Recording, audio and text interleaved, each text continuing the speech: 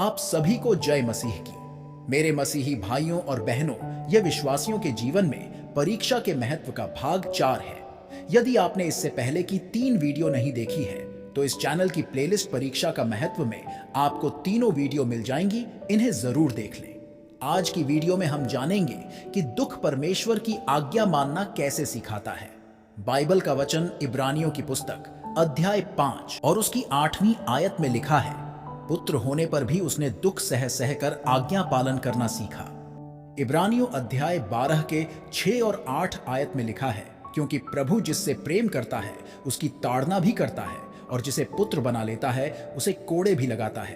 पहला पत्रस अध्याय 4 और उसकी आयतें 1, 2, 15 और 16 के अनुसार वचन कहता है, इसलिए जबकि मसीह ने शरीर में होकर दुख उठाया तो तुम भी इसी अभिप्राय से हथियार धारण करो, क्योंकि जिसने शरीर में दुख उठाया है वह पाप से छूट गया है।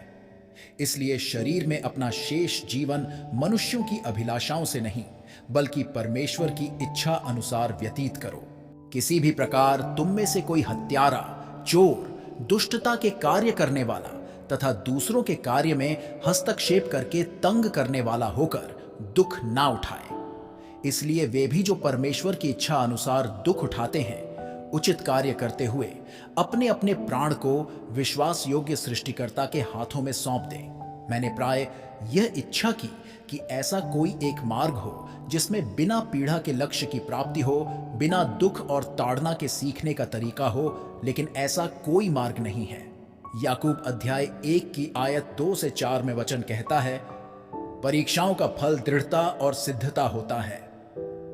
हे मेरे भाइयों, जब तुम विभिन्न परीक्षाओं का सामना करते हो तो इसे बड़े आनंद की बात समझो, यह जानते हुए कि तुम्हारे विश्वास के परखे जाने से धीरज उत्पन्न होता है। पर धीरज को अपना पूरा कार्य करने दो कि तुम पूर्ण तथा सिद्ध हो जाओ, जिससे कि तुम में किसी बात की कमी ना रहे।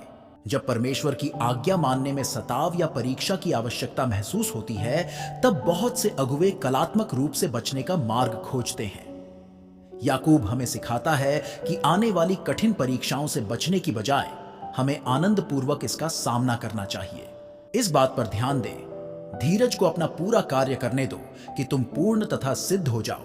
इसका तात्पर्य है कि हम प्रक्रिया को तेज नहीं कर सकते, क्योंकि इनका परिणाम तत्काल उत्पन्न नहीं होता।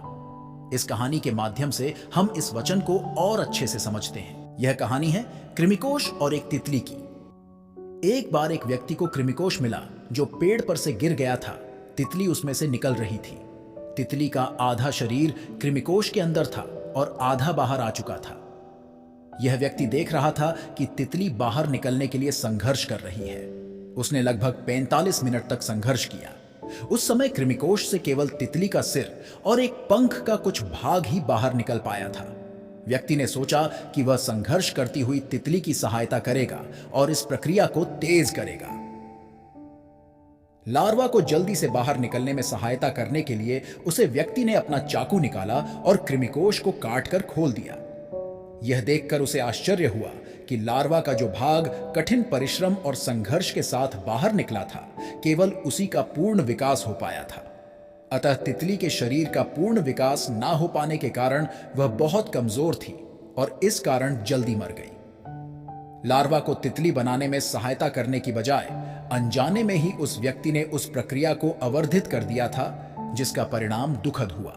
कलीसिया के अगुवे होने के नाते हम विश्वासियों को कठिनाई के साथ संघर्ष करते हुए देखकर दुखी होते हैं और उनकी सहायता करने की कोशिश करते हैं।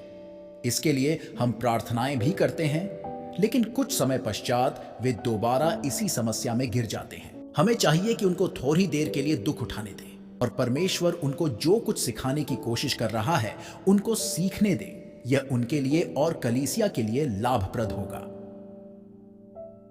मेरे भाइयों और बहनों, आज की वीडियो में इतना ही। अगली वीडियो में हम जानेंगे कि परीक्षा किन कारणों से आती है और यह कैसे जाने कि परीक्षा किसकी ओर से आई है।